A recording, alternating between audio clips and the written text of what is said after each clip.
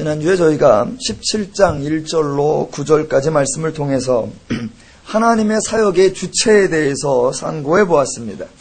하나님의 사역은 하나님이 하십니다. 다시 한번, 하나님의 사역은 하나님이 하십니다.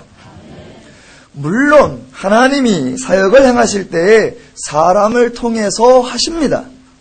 그렇다고 해서 그 사람이 절대적으로 중요한 것이 아닙니다. 어느 목사님께서, 유명하신 목사님께서 미국까지 가셔서 부흥회를 하셨는데 설교를 이렇게 하셨답니다. 인터넷 기사에 나온 거라 제가 그대로 한번 옮겨봤습니다. 하나님은 선지자를 통하지 않고는 하신 일이 없다. 하나님은 반드시 주의 종을 통해서 역사하시는 거다. 오늘날 많은 성도들이 교만해서 주의 종들을 우습게 여기는 경우가 많다. 축복받고 은혜받고 하나님의 사랑받고 싶으면 선지자들을 우습게 여기지 마라. 내 경험이다. 주의 종과 관계가 껄끄러운 사람치고 되는 사람 있나 뒷조사해봐라. 자손이 안 된다. 그러니까 주의 종을 존귀하게 여길 줄 알아야 한단 말이야. 착각을 해도 큰 착각을 하는 것입니다.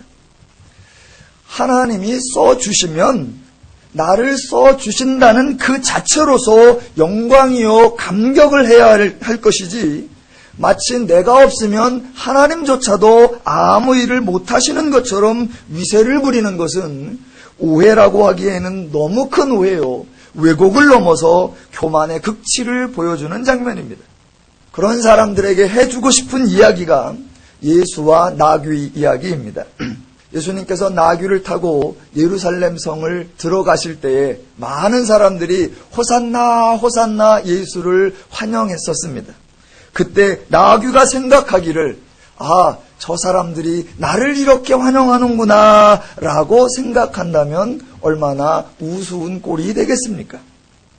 또 불교에서는 이렇게 오해하는 사람들을 향하여 말하기를, 손가락으로 저 달을 가리키니 달은 안 보고 손가락만 바라보는구나 라고 말을 하기도 합니다.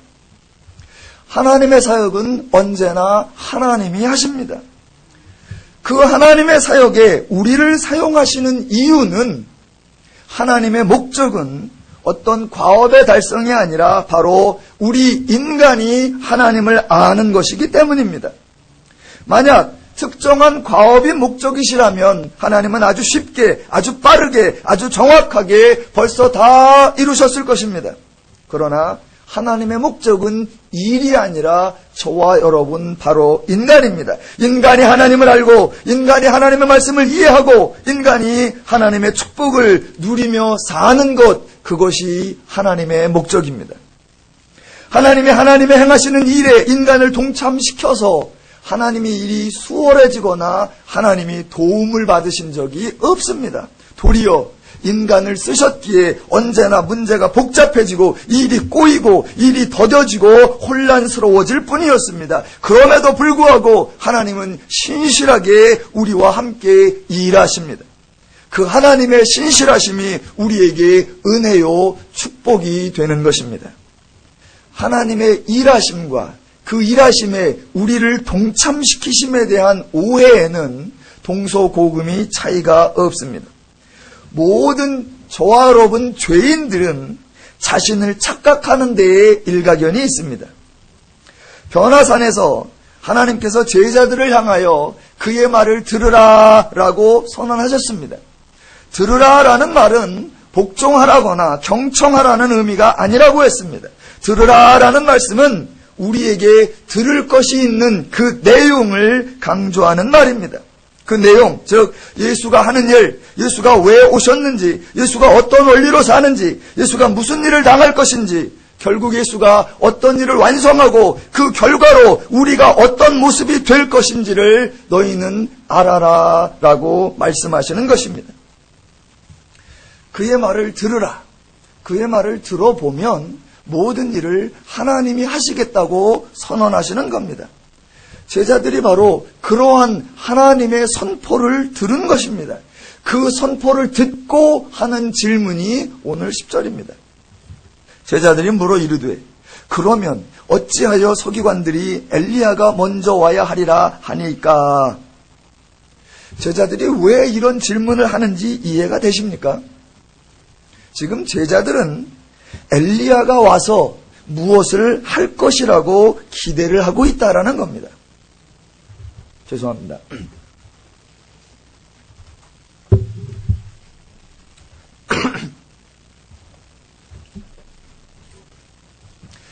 죄인된 사람들에게는 은혜라는 개념이 없습니다. 그래서 하나님이 하신다, 하나님이 다 이루어 주신다, 이렇게 선포를 하면 아멘을 해야 되는데 아멘을 하지 않습니다. 그리고 하나님이 하신다, 하나님이 다 이루신다 라고 말하면 도리어 묻기를 그럼 난 뭐해? 라고 반문하게 되어 있습니다. 그럼 난 뭘 하냐? 이 말은 기독교가 아니라면 인간적인 측면에, 죄인적인 측면에, 세상의 교훈적인 측면에서는 아주 바람직한 교훈입니다. 무엇인가를 얻을 때에 공짜로 얻을 생각을 하지 않고 무엇인가라도 거들어 주려고 하는 마음, 내가 무엇이라도 행하겠다는 마음, 그건 정말로 좋은 마음이라고 사람들이 말할 것입니다. 우리나라 속담에도 그러한 사고방식이 깔려있는 표현이 있습니다. 하늘은 스스로 돕는 자를 돕는다. 내가 일하지 않으면 하늘도 도울 수 없다. 주변에서 아무리 도와주어도 결국은 내가 하는 것이다. 네가 할 때에 주변 사람도 도와주고 하늘도 도와주는 것이다 라고 말하는 거, 예, 좋은 교훈입니다. 좋은 권면입니다. 그러나 그러한 교훈과 그러한 권면은 인간끼리의 관계에서나 성립되는 말이고 또는 타 종교에서나 성립되는 말이지 기독교에서 하나님과 인간의 관계에서는 성립될 수 없는 말입니다.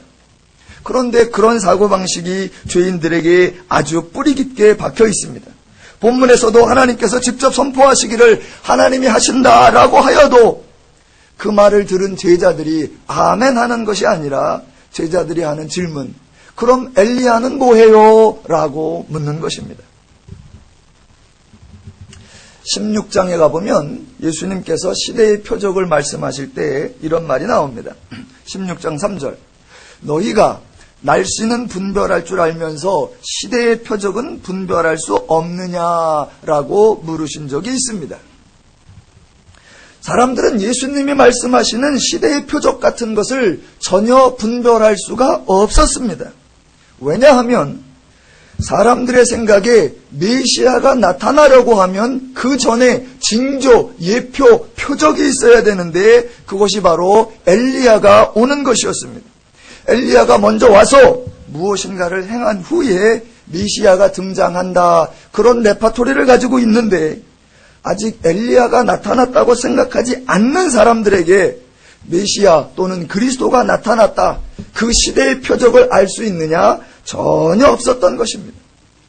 그렇다면 사람들이 기대했던 엘리야가 누구며 엘리야의 역할이 무엇이었냐는 것입니다. 먼저 예수님의 대답을 보겠습니다. 11절. 예수께서 대답하여 이르시되 엘리야가 과연 먼저 와서 모든 일을 회복하리라. 내가 너희에게 말하노니 엘리야가 이미 왔으되 사람들이 알지 못하고 임으로 대우하였도다. 인자도 이와 같이 그들에게 고난을 받으리라 하시니. 자, 제자들의 질문과 예수님의 대답 사이에는 전혀 다른 차원이 하나 존재하고 있습니다. 제자들이 말하는 엘리야는 구약시대 주전 700년경에 이스라엘에서 활동했던 특정한 선지자 엘리야를 말하고 있습니다.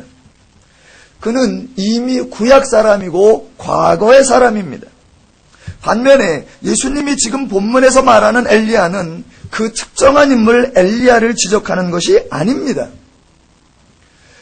지금으로 보면 2700년 전에, 예수님 당시에 700년 전의 사람이 다시 돌아와서 무엇인가를 행할 수 있다라고 말하는 것, 그건 말이 안 되는 말입니다. 어떻게 구약시대 인물이 다시 올 수 있습니까?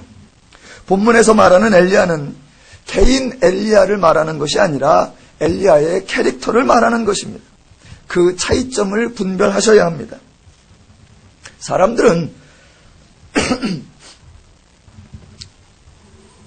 사람들은 특별한 선지자 엘리야가 올 것을 기대했었습니다. 왜냐하면 대부분의 사람들은 사람을 기대하기 때문입니다. 엘리야를 특별한 사람으로 이해했던 것입니다. 자신들의 선조 중에 위대하고 신비한 일을 많이 펼쳤던 엘리야, 그는 워낙 탁월한 사람이었기에 하나님이 그의 죽음을 안타까워하셔서 죽지 않고 아예 살아서 데리고 가셨으니, 그가 살아있으니 지금도 다시 그 엘리야를 보낼 거라고 하는 그 엘리야에 대한 기대를 가지고 있었던 것입니다. 평범한 사람 엘리야를 하나님이 불러서 하나님이 쓰시는 엘리야로 하나님이 만들어냈다라고 생각하는 것 대신에, 엘리야는 워낙 탁월하고 워낙 위대했기 때문에 하나님이 엘리야를 쓰셨다라고 생각을 하는 겁니다. 성경은 정반대로 말한다고 했습니다. 누가 엘리야가 되느냐? 아무나 다 엘리야가 될 수가 있습니다. 하나님이 사용하시면 누구나 다 엘리야가 될 수 있고, 하나님이 사용하시면 누구나 다 엘리야보다도 더 큰 인물이 될 수 있는 것입니다. 특정한 인물 엘리야가 다시 오는 것도 아니고, 특정한 인물 엘리야가 신기한 일을 행하는 것도 아닙니다. 그런데 제자들은 신기한 인물이 등장해서 신기한 일을 행할 것으로 기대하고 있었단 말입니다. 다시 한번 강조합니다. 성경이 늘 말하는 것, 하나님의 일은 하나님이 하신다라는 겁니다. 엘리야라는 사람이 와서 엘리야가 할 수 있는 역할을 따로 하겠다고 기대하는 것, 그게 바로 코미디입니다. 그런 그들의 기대의 관점에서 보면 아직 엘리야는 오지 않았고, 당연히 메시아 그리스도도 오지 않았다고 생각을 하는 겁니다. 그래서 당시의 종교 지도자들인 서기관들은 엘리야가 와야 한다라고 가르치고 있었고, 그 가르침을 받은 제자들은 당연히 엘리야가 오기를 기대하고 있는데, 예수님은 엘리야가 이미 왔다라고 말씀하십니다. 사람들의 기대대로 엘리야가 아직 안 왔습니까? 예수님의 선포대로 엘리야가 벌써 왔습니까? 엘리야는 벌써 왔습니다. 13절에 보니까 그제서야 제자들이 예수께서 말씀하신 것이 침례 요한인 줄을 깨달으니라 라고 나옵니다. 제자들은 처음에 엘리야가 다시 나타날 것을 기대했는데, 예수님의 설명을 듣고 특정 인물 엘리야가 아니라 엘리야적 캐릭터를 가지고 하나님의 엘리야처럼 사용하시면 그 사람이 바로 엘리야라는 것을 알게 되었고, 그래서 침례 요한이 엘리야였다라는 것을 이해하게 된 것입니다. 이렇게 설명을 드리면 사람들의 질문이 금방 또 나옵니다. 그러면 침례 요한은 누구고 침례 요한이 한 일은 무엇이냐라는 겁니다. 침례 요한도 마찬가지입니다. 침례 요한 또한 특별한 사람이 아니고, 침례 요한의 한 일 또한 특별한 일이 아닙니다. 침례 요한은 특별하지 않았기 때문에 아무도 침례 요한을 인식하지 못했습니다. 물론 당시의 사람들이 침례 요한을 존경했던 것은 맞습니다. 침례 요한은 존경을 받았습니다. 그런데 그러한 존경은 매우 일반적인 것이었습니다. 당시에 침례 요한 같은 복장을 한 사람 많았고, 침례 요한 같은 말을 한 사람 많았고, 침례 요한 같은 행동을 한 사람 많았습니다. 침례 요한이 받았던 존경을 받은 사람도 많았습니다. 그렇게 생각을 했기에 침례 요한이 존경을 받았지만 아무도 침례 요한을 보고 저가 엘리야인가 라고 생각한 사람이 없다라는 것입니다.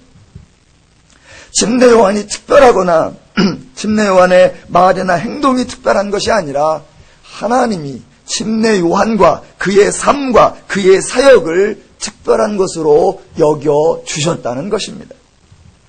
그럼 또 이런 질문이 나올 겁니다.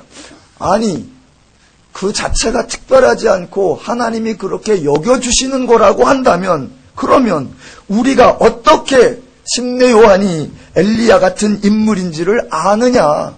어떻게 알 수 있느냐? 정답은 모릅니다. 우리는 알 수 없습니다. 예수 그리스도가 오는데 우리가 어떻게 저분이 그리스도인지 저분이 메시아인지를 알 수가 있느냐? 모릅니다. 알 수 있는 방법이 없습니다. 하나님이 일을 계획하시는 거나 또는 하나님이 일을 진행하시는 중에 우리는 아무것도 알 수 없습니다. 언제나 하나님이 완성하신 후에, 그 결과가 다 이루어진 후에 우리는 이미 되어진 일을 알 수 있을 뿐입니다. 하나님이 계획하심을 알고 우리가 하나님을 도와줄 수 있는 것도 아니고, 예수가 그리스도이심을 알아차려서 구원을 받을 수 있는 것도 아닙니다. 정반대로입니다. 하나님이 우리를 구원하셨기 때문에 우리가 하나님의 자녀가 된 후에, 이미 하나님의 자녀가 된 후에 그제서 예수가 나의 구세주이셨구나, 예수 그분이 그리스도이셨구나, 침례 요한이 엘리야적 역할을 했던 것이구나 라는 것을 깨닫는 것입니다. 저와 여러분은 구원받은 자들입니다. 저와 여러분은 하나님의 자녀들입니다. 그래서 우리는 모두 예수는 우리의 구세주라고 고백할 수 있습니다. 그러나 제 아무리 기상천외한 일을 보여주어도 아직 구원받지 못한 자들은 예수 그리스도를 구주로 인식할 수 있는 방법이 없는 것입니다. 기독교는 원인론이 아니라 결과론입니다.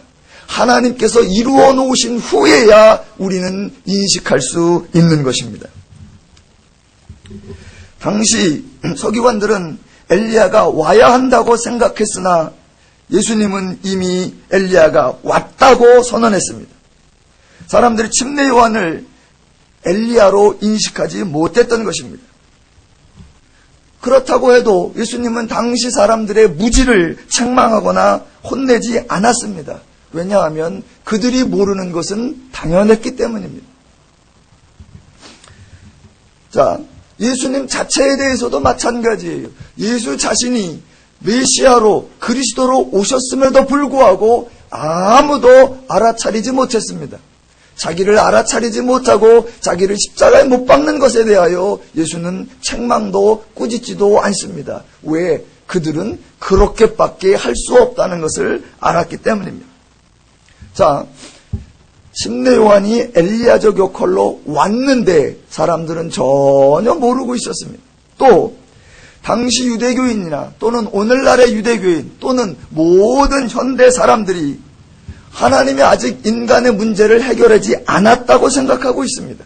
그래서 새로운 시대, 새로운 세상이 펼쳐지기를 기다리고 소망하고 있을 뿐입니다.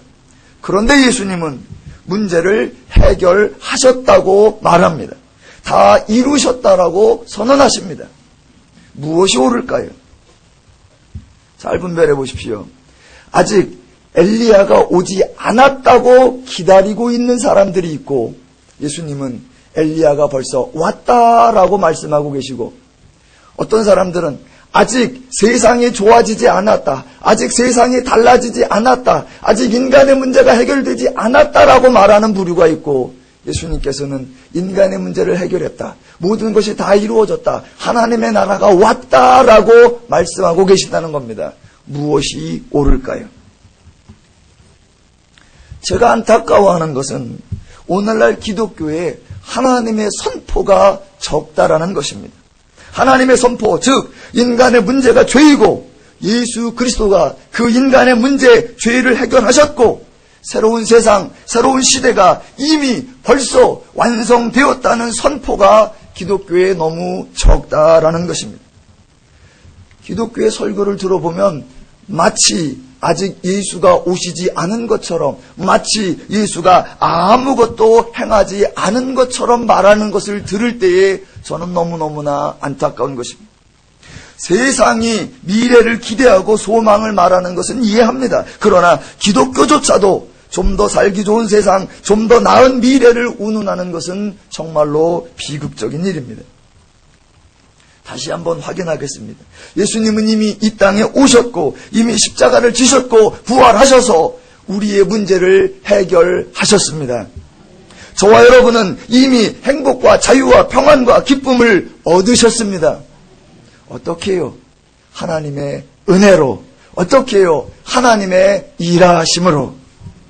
그렇다면 성경에서 말하는 대로 하나님이 일하셨고 하나님이 완성하셨다면, 그리고 그 사실을 복음으로 선포하셨다면 우리 기독교에서 강조해야 하는 대상이 누구이고 강조해야 하는 내용이 무엇이겠습니까? 기독교에서 강조되고 기독교에서 자랑되어야 하는 것은 절대로 목사가 아니고 절대로 교회가 아닙니다. 기독교의 자랑은 하나님이고 기독교의 강조는 복음이어야 합니다. 2009년 새해를 맞아 여러분에게 부탁을 하나 드리겠습니다. 2009년에는 누림교회 자랑을 하지 마시기 바랍니다. 누림교회 좋다는 얘기는 이미 다 알려진 얘기입니다. 아멘 한번 보기 쓸지어다.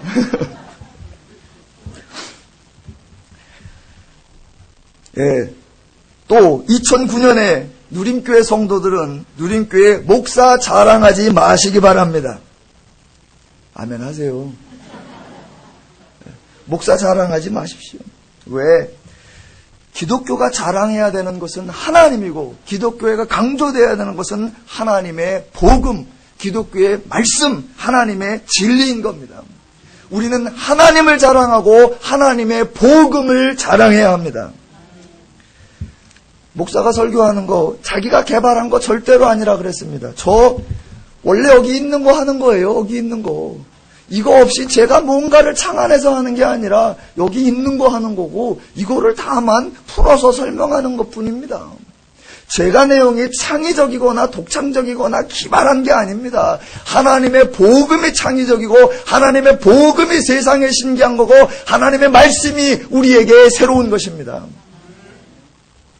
누림교회도 마찬가지입니다. 누림교회가 새롭고 신기한 거 하나도 없습니다. 하나님이 원하시는 모습대로 하나님이 행하시는 방법대로 하나님의 심정과 하나님의 마음으로 하나님이 세우셨고 하나님이 운행해 가시고 있기에 강조되어야 될 것은 언제나 하나님이고 하나님의 복음인 줄로 믿습니다.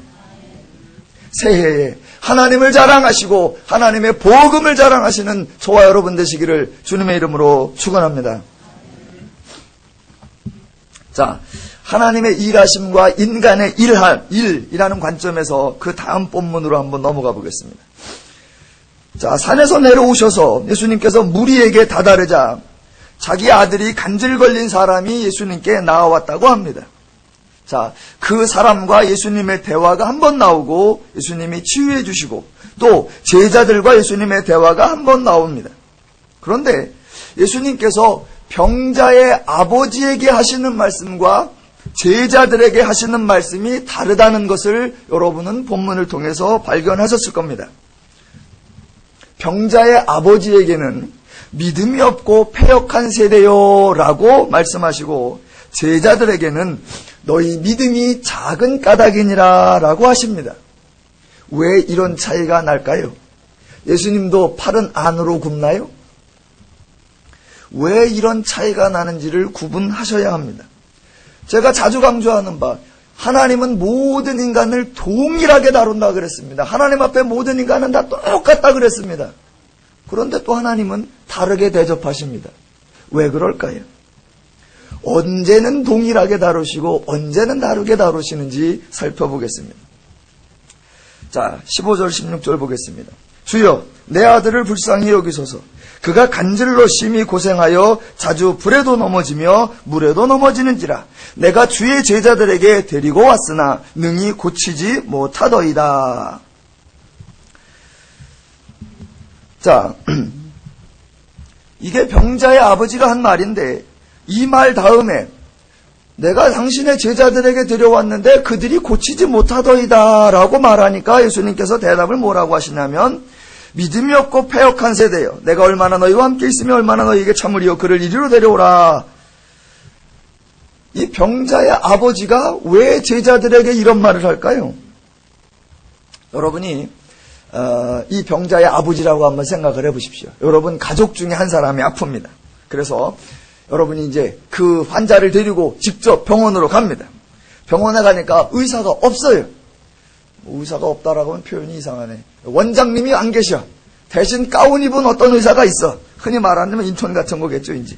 그래서 아이고 급하니까 우리 아들 좀 고쳐달라고. 근데 이 가운 입은 의사가 어쩌고 저쩌고 좀 몇 번 하는 것 같더니 못 고치겠다고 손을 들어요.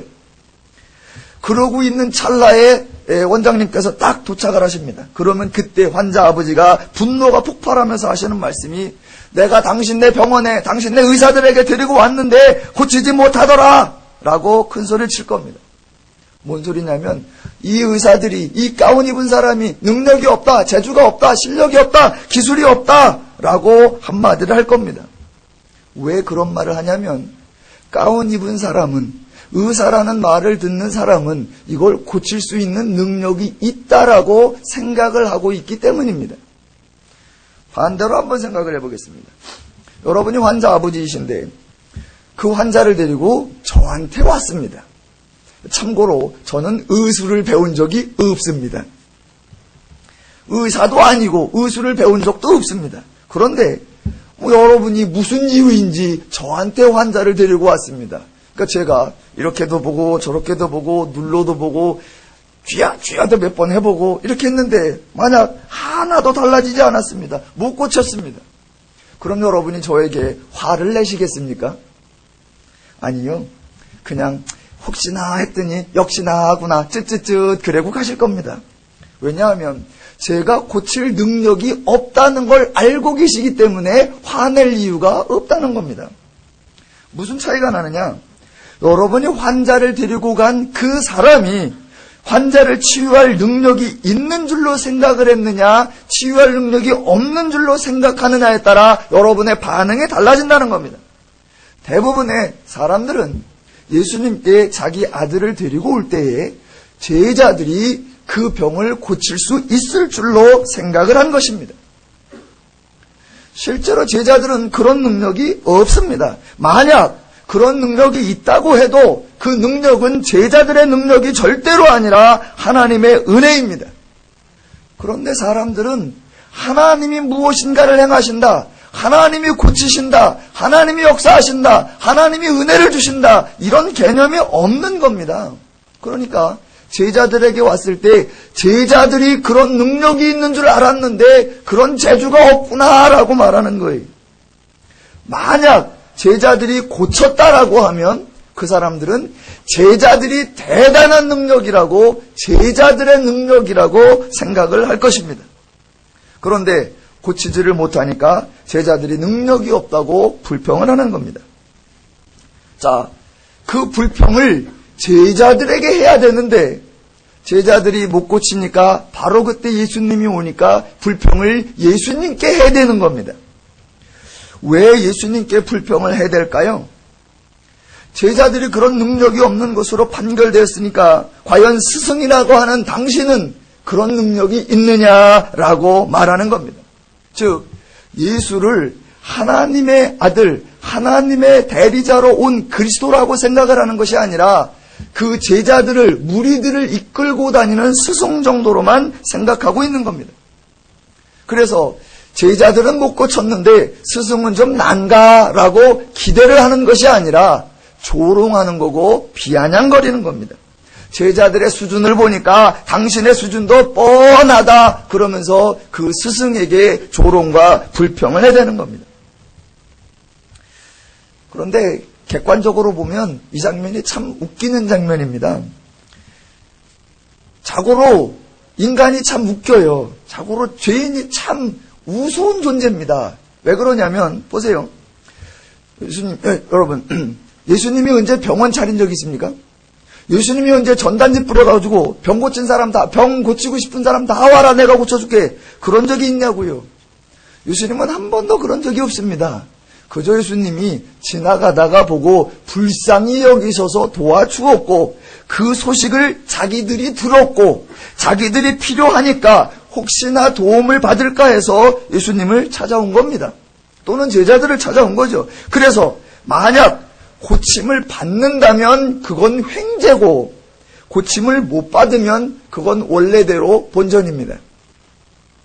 만일 예수가 병을 고치면 기뻐하면서 감사하다고 말하면 되는 것이고 만약 예수가 병을 못 고치면 그냥 가면 되는 거예요. 자기들이 예수께 뭐라고 할 말이 없는 겁니다. 그런데 저와 여러분, 인간들, 죄인들은 그렇게 고상하게 행동하지 않는다는 겁니다. 저와 여러분이 죄인의 속성을 이미 알듯이 분명히 자기가 필요해서 와놓고 자원해서 와놓고도 행여 혜택을 받지 못하면 불평하고 돌아서서 쑥덕거리고 조롱하고 비아냥거리는 겁니다. 죄인의 못된 습성입니다. 오늘 본문에서도 제자들이 무슨 잘못을 했고 예수님이 무슨 잘못을 했습니까? 참으로 고약한 게 인간입니다. 그런 고약한 인간들을 데리고 일하시는 하나님의 모습, 예수님의 모습을 한번 살펴봅시다. 자, 그렇게 괜히 자기들이 와서 예수님 앞에 생떼 부리고 있는 그들을 향하여 예수님은 고쳐주십니다. 18절, 예수께서 꾸짖으시니 귀신이 나가고 아이가 그때부터 나으니라. 예수님은 일단은 치유를 해주십니다. 왜냐하면 하나님의 은혜는 어떤 자격을 따지는 것이 아니라는 것입니다. 절대로 은혜 받는데 자격이나 조건을 붙이면 안 됩니다. 하나님의 은혜와 복을 빌미로 해서 자격이나 조건을 붙이면 그것은 기독교가 아닙니다. 구약을 한번 예를 들어보겠습니다. 하나님의 말씀에 불순종을 하면 역사가 일어나야 돼요? 안 일어나야 돼요? 안 일어나야 됩니다.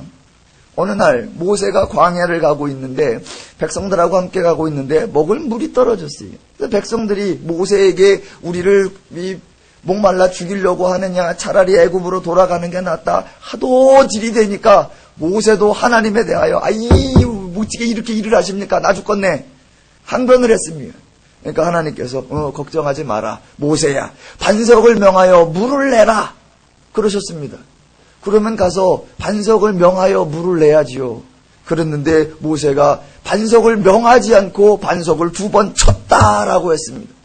순종이에요? 불순종이에요? 불순종이죠. 엉뚱하게 일을 했지요. 엉뚱하게 하면 역사가 안 일어나야 됩니다. 딱 지팡이를 들고 반석을 치는 순간 지팡이가 튀어서 모세 이마를 때려야죠. 왜 일을 엉뚱하게? 왜 일을 엉뚱하게? 분명히 하나님이 말씀하신 대로가 아니라 엉뚱하게 일을 했습니다. 명하라 그랬는데 쳤거든요. 근데 쳤는데도 물이 나온다 안 나온다? 나온다는 겁니다. 물이 나와요. 왜 물이 나올까요? 불순종보다 더 급한 건 백성들이 물을 먹고 살아야 한다는 겁니다. 어차피 불순종하는 건 죄인들의 특성이에요.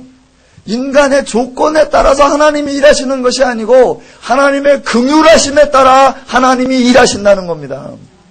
불순종해도 백성들을 먹여야 하기 때문에, 패역해도 그들을 살려야 하기 때문에, 배반해도 그들에게 생명을 주어야 하기 때문에 하나님은 하나님의 신실하심과 긍휼하심에 근거하여 일을 하신다는 겁니다. 지금 하나님에게 고약한 불평불만을 해도 하나님께서는 은혜를 주셔서 그 아들을 고쳐주시는 거예요. 예수님께 나왔던 사람 중에 자격이 미달되어서 치유를 못 받고 돌아갔더라 이런 구절은 복음서에 단 한 구절도 없습니다. 예수님께 나왔던 사람 중에 예수님께서 그들의 믿음을 테스트해보고 수준을 점검하사 골라서 은혜를 주셨더라 이런 구절은 단 한 군데도 없습니다. 오늘이 새해이기 때문에 아마 새해 축복 성행하는 데가 많을 것입니다. 만약 그런 곳에서 은혜 받을 자격을 운운하거나 축복받는 조건을 운운하면 그건 모두 엉터리입니다. 하나님의 은혜는 인간의 자격과 조건과 관계없이 하나님의 긍휼하심으로 말미암아 베풀어주는 하나님의 선물입니다. 11절 보시면 이에 예수께서 꾸짖으시니 귀신이 나가고 아이가 그때부터 나으니라. 성경에 보면 예수님이 병자를 치료하시는 다양한 방법이 나옵니다. 귀신이 들린 질병을 꾸짖으셔서 고치셨고, 또 어떤 병은 어루만지서 고치셨고, 어떤 병은 말씀으로 고치셨고, 어떤 병은 흙을 짓이겨 바르셔서 고치셨고, 특별한 개개인의 방법이 있다는 것이 아니라 하나님이 질병을 오늘날 우리들처럼 한 가지로 싸잡아 하신 게 아니라는 것을 제발 좀 이해하시기 바랍니다. 혹자들은 또 이렇게 말합니다. 봐라, 오늘 병자도 분명히 간질병 걸린 자라고 그랬다. 겉으로 보기는 간질병인데 예수님이 고치시는 귀신을 쫓으니까 낫지 않더냐. 그게 간질병이 아니라 귀신병이다. 모든 문제는 다 죄고 다 귀신병이다. 성경은 그렇게 말하지 않습니다. 어떨 때는 간질병 같은데 귀신병이라 귀신을 쫓으니 간질병이 난 적도 있습니다. 어떨 때는 안진뱅이니 그냥 이렇게 세운 적도 있습니다. 어떨 때는 시력이 나쁘니까 시력을 보완해 준 적도 있습니다. 절대로 하나로 몰아서 하나로 싸잡아서 하시는 실수를 범하시면 안 됩니다. 새해 들어 제가 신방을 자주 가기로 마음을 먹고 새 사람 되기로 작정을 했습니다. 그랬더니 신방을 요청하시는 분이 벌써 생겼습니다. 첫날에도, 새해 첫날에도 어느 분께서 이제 식사 겸 상담 겸 신방 겸 해서 같이 시간을 보냈었고, 둘째 날도 먼 곳에서 어느 분이 찾아오셔서 한참을 이런저런 목회 얘기를 하다 가셨습니다. 예, 여러분이 부르시기만 하면 짱가처럼 달려가겠습니다. 제가 달려가겠습니다. 분명히 달려가겠다고 그랬지 고쳐드리겠다고는 안 했습니다. 예, 진짜로 어떤 병은 귀신병이 있어요. 그래서 귀신을 쫓아내면 전신이 온전해지는 경우가 있습니다. 또 어떤 병은 말 그대로 질병인 경우가 있습니다. 질병은 영적으로 치유하는 것이 아니라 그건 병원 가서 의사와 상담하고 건강관리를 잘하면 고치는 것도 있습니다.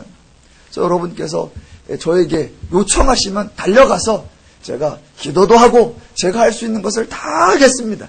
그래서 하나님이 도와주시면 은혜가 되는 거고, 하나님이 안 도와주시면 의사님이 도와주실 거고, 그래서 여튼 새해에는 저와 여러분 모두가 건강하시기를 주님의 이름으로 부탁을 드립니다.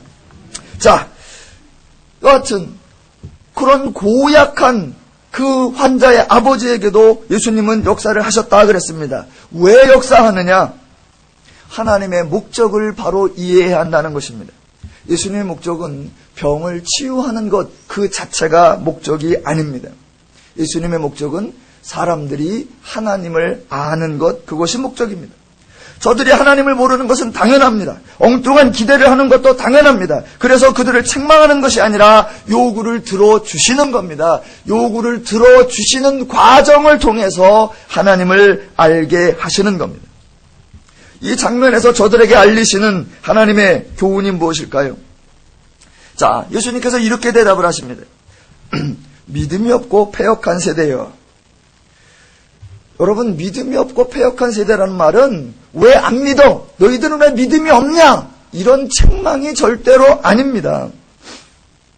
다시 한번 강조합니다. 믿음이라고 하는 개념은 인간에게 적용되는 개념이 아니라 하나님을 언급하는 개념입니다. 믿음, 그러면 내가 믿음이 있느냐, 내가 믿고 있느냐라고 하는 나의 자격과 나의 상황을 언급하는 얘기가 아니에요.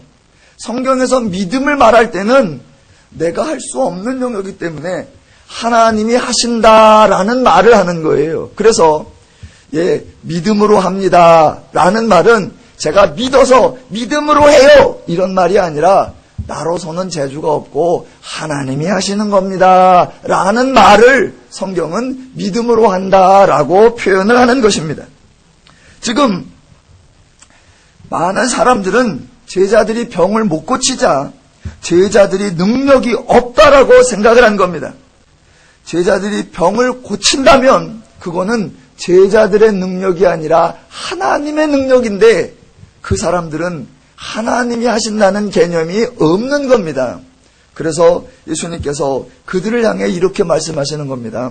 너희는 지금 제자들이 혹시 그런 능력이 있나 해서 왔지. 제자들이 못 고치니까 아유 못 고치네 라고 조롱하지. 너희들은 오직 제자들의 수준과 제자들의 능력만 생각하지. 너희들은 지금 하나님이 치유하신다, 하나님이 고치신다, 하나님이 일하신다, 하나님이 역사하신다 그런 생각은 하나도 없지.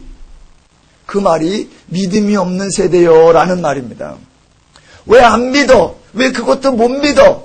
그딴 믿음으로 어떻게 치유를 받겠어? 이런 얘기가 아니라 너희들은 하나님이 일하신다는 개념이 없구나. 그 표현이에요. 믿음이 없고 패역한 세대요. 하나님에 대한 개념은 전혀 없는 불신앙의 세대요, 죄인의 세대구나라는 그런 선언입니다.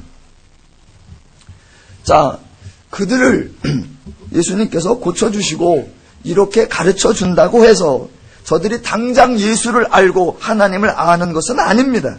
예수를 아는 것은 구원이 있은 후에, 성령이 내주한 후에 가능한 일입니다. 저와 여러분의 경우도 생각해 보시면 이해가 쉬울 것입니다. 저와 여러분이 어떤 일을 할 때마다 그때마다 하나님을 안 경우는 별로 없습니다. 저와 여러분이 늘 하는 간증이 예수를 알고 난 후에 돌아보니 모든 것이 하나님의 은혜였도다 라고 고백하는 경우가 대부분입니다. 이런 일들을 통해 저들이 예수를 아는 게 아니라 이런 일들을 가지고 있다가 예수에 의하여 구원을 받고 그 다음에 성령이 내주하고 나면 이제 그동안에 있었던 모든 일들이 은혜로 쫙 깨달아지며 그 사람의 신앙이 강건하게 되는 것입니다. 자, 그러면 하나만 더 보겠습니다. 자, 사람들이 제자들의 능력을 기대하고 병 고침을 원했었는데 못 고쳤습니다. 그들을 향하여 예수님께서 너희들은 믿음이 없구나, 즉 하나님에 대한 개념이 없구나 라고 말씀하시고 예수님이 그들을 고쳐주었습니다. 예수님이 고쳐주니까 제자들이 예수님께 질문을 합니다. 그 질문이 19절. 18, 19절을 다시 읽어보면 이에 예수께서 꾸짖으시니 귀신이 나가고 아이가 그때부터 나으니라. 이때에 제자들이 조용히 예수께 나와 이르되 우리는 어찌하여 쫓아내지 못하였나이까? 왜 이런 질문을 할까요? 아니, 다른 것부터 한번 상고해 봅시다. 믿음이 없는 세대요 라고 그 사람들에게 말했을 때 제자들은 그 말을 알아들었을까요? 맞아, 저것들은 믿음이 없어, 저것들은 하나님이 일하신다는 걸 몰라. 알아들었을까요? 아니요, 제자들도 못 알아들었습니다. 그런데 대신 자기들은 환자 아버지, 그 믿음 없는 세대하고는 다른 줄로 알고 있는 겁니다. 맞아, 저것들은 믿음 없는 세대요. 저것들은 하나님도 모르고 저것들은 하나님 일하신다는 게 하나도 몰라. 저것들은 모르는 것들이요. 대신 우리는 믿음이 있는 세대요 라고 자기들은 생각을 하고 있는 것입니다. 자, 하나님의 개념을 모르고 있는 저들은 병고침을 못 받는 게 당연한 거고, 예수님이 하나님으로 오셔서 하나님으로 지금 치유사역을 하고 계시니까 예수가 하나님이고 하나님에 대한 개념이 있어서 치유사역을 행한다면 베드로와 이 제자들도 하나님의 사람으로 부름을 받아 하나님의 제자의 역할을 하는 믿음이 있는 세대인 줄로 생각하고 있는 자기들은 병을 고칠 수 있어야 된다, 없어야 된다? 있어야 될 거라고 생각을 하는데 당신은 병을 고치는데 어찌하여 우리는 쫓아내지 못하였나이까? 라고 나오는 거예요. 자, 지금 제자들도 크게 오해하고 있는 단어가 있는데 그게 뭐냐면 바로 믿음이란 말입니다. 예수님이 믿음이라는 단어를 하나님의 일하심에 대해서 말씀하고 계신데 제자들은 그 믿음이란 단어를 사람에게 대하여 생각하고 있다는 겁니다. 우리도 하나님께로 부름받은 사람이다.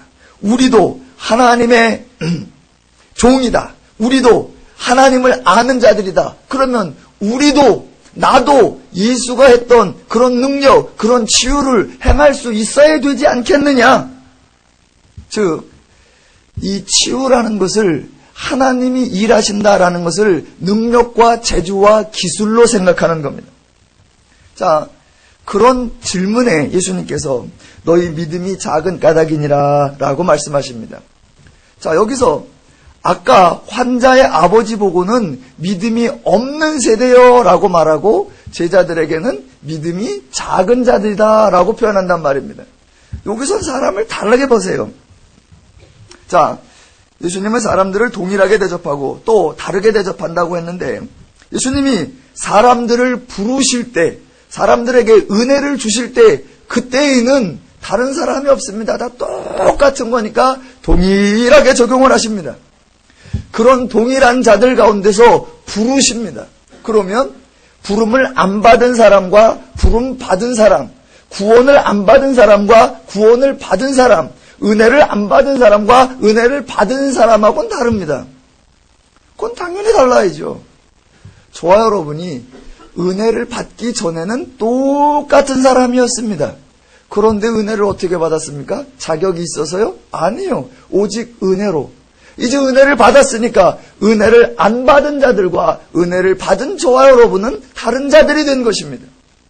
지금 아직 하나님에 대하여 무지하고 있는 일반인들에 대하여는 믿음이 없는 패역한 세대요라고, 그러나 예수께서 자기의 제자들로 불러서 그들을 가르치고 있으며 그들을 변화시키기로 계획하신 그들에 대하여는 이미 예수님은 믿음이 있는 자들로 간주해 주시고 믿음의 세대들로 하나님이 여겨주신다는 것입니다. 부름받지 않은 사람은 죄인이지만 부른 사람, 받은 사람은 의인입니다. 비록 아직 우리의 삶이 온전하게 의인에 도달하지 못했을지라도 이미 그렇게 여겨주시는 겁니다. 구원받지 않은 사람은 예수를 모르는 사람이지만 구원받은 사람은 예수를 아는 사람입니다. 비록 우리의 아는 것이 적을지라도. 자, 마지막으로 하나만 하겠습니다. 그런 제자들의 질문에 예수님께서 이렇게 대답을 하십니다.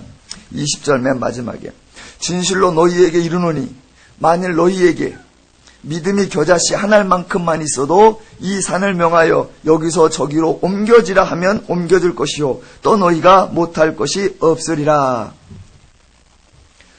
이 구절을 자꾸 자신이 믿음이 있나 없나를 시험하는 대상 구절로 삼으시면 절대로 안 됩니다.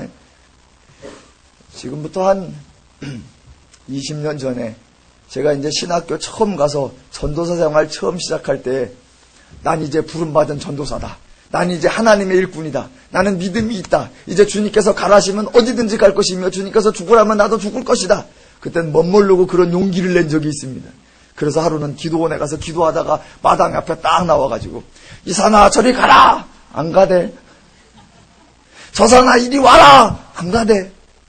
제가 고민을 많이 했습니다. 믿음이 있나? 내가 믿음이 있는 것이 맞나? 성경을 읽다 말고 다시 나와서 조그만 산을 보고 아까 너무 큰 산이라 그랬나? 이 산아 일로 가라. 최종에는 이제 산은 둘째 치고 나무 하나 갖고 일로 가. 끔짝도 안 하대. 여러분, 만약 믿음이 있다는 사람이 산을 이리저리로 옮긴다면 지금도 산이 날아다니지 않겠습니까? 지금 저와 여러분이 여기 이렇게 앉아있을 수가 없습니다. 뭐가 하나 와서 쿵 떨어지고 뭐가 하나 와서 날아가고. 자, 이 구절은 만약 네가 겨자씨만한 믿음이라도 있으면 그 믿음 가지고 네가 이런저런 일을 할 수 있다. 이런 말이 절대로 아닙니다. 절대로 아니에요. 믿음은 하나님이 일하신다. 그런 개념이라고 했습니다. 그래서 믿음이 있으면 이라는 표현은 네가 믿음이라는 걸 가지고 있으면 인간의 조건을 말하는 게 아니에요. 겨자씨만한 믿음이 있으면 그래 내가 겨자씨만한 요만한 믿음이라도 내가 믿음을 가지고 있으면 인간이 믿음이 있냐 없냐를 따지는 인간의 조건을 말하는 것이 아니라 하나님이 일하심이라는 개념이기 때문에 네가 겨자씨만한 믿음이 있으면 이 말은 하나님이 너와 함께 일하시면 이런 표현이에요. 네가 믿음이 있냐 없느냐 자꾸 나는 우리의 자격과 우리의 조건과 내 상황을 생각하려고 했단 말입니다. 내가 믿음이 있는 건가? 내가 믿음이 없는 건가? 내 믿음이 얼마나 큰가? 내 믿음이 몇 점짜리인가? 자꾸 내 조건과 내 상황을 따지려고 생각한단 말입니다. 성경은 그 표현이 아니라 네가 어떤 자격이나 조건이나 이런 표현이 아니라 하나님이 너와 함께 하시면 이라는 표현이랍니다. 즉 인간의 자격 조건이 아니라 하나님의 첨부 선언입니다. 하나님이 너와 함께 하시면 이라고요. 자, 만약 믿음을 인간의 자격 조건으로 삼으면 믿음 있다는 사람들이 이적과 기적과 치유를 일으키면 그 사건을 자기가 일으킨 걸로 생각을 합니다. 왜? 내가 믿음이 있어서 한 거니까. 그래서 내가 어느 때에 어느 곳에서 어느 사건 일도 행할 수 있다. 그리고 또 실제로 그렇게 되기도 해요. 우리는 또 그러면 봐라 그런 일이 일어났지 않냐라고 대단히 놀랍니다. 아니요. 불순종에도 역사가 일어난다 그랬습니다. 엉터리에도 역사가 일어난다 그랬습니다. 그가 옳아서 역사가 일어나는 게 아니라 하나님의 목적은 그를 깨우치기 위함이기 때문에 응답을 해줄 때가 있다는 겁니다. 자, 다시 한번 보세요. 믿음을 내 조건이 아니라 하나님이에요. 그래서 믿음을 하나님의 첨부 선언으로 이해한다면 이렇게 되는 겁니다. 만약 어떤 성도가 자기 주변에 정말로 아픈 환자가 있어. 아픈 환자가 있는데 너무 아파. 병원도 손 띄었어. 병원도 손 띈 걸 내가 뭘 어떻게 해주겠어요. 아무것도 해줄 게 없어. 음식을 해주자니 먹지도 못해.